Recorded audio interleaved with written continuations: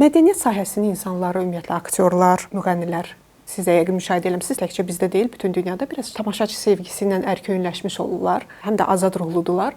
Bəzən, bəzi narazılıqlarında subyektiv ola bilirlər. Kütlələrinə güvənirlər. Bu mövzuda mən hiss edirəm ki, Mədəniyyət Nazirinin çıxılmaz vəziyyətə qaldığı situasiyalar olur. Bəzən özümüz görürük ki, öz aramızda iradların çoxsa haqlı olmur, amma cəmiyyət, tamaşaçı, onların kütləsi onları haqlı hesab edir. Amma mən müşahidə elədiyim bir cəhət var Mədəniyyət Nazirliyinin, hətta deyim indiki dövrdə çox kompromisə meyillidir, çox demokratik yanaşır, bütün fikirləri eşidir.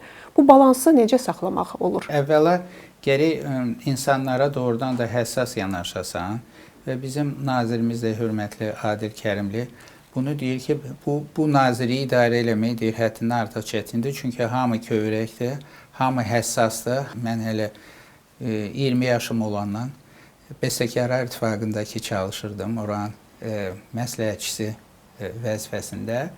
Mən görürdüm ki, hər bir bəstəkar gəlir, nədənsə narazıdır ki, ona qarşı nə bilim, nəyisə düzgün yanaşma olmayıb.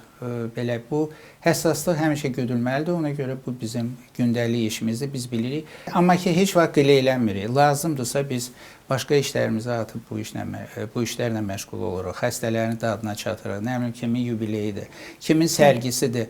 Görürsünüz ki, mən məsələn öz payıma deyirəm, bir də görürsünüz ki, mənim keçmiş tələbələrim ya heç mənə ömründə 3 dəfə görmüş bir aktyor, ya rəssam, ya bəstəkar öz tədbirinə dəvət eləyir. Mən çalışıram, çox yorğun da olsam işdən sonra ona gedim bir rəy bildirim, məsləhət verim. Bu doğrudan da bu bizim işimizin bir hissəsidir, vacibdir. Yaradıcı insanlar bizim üçün dəyərdir.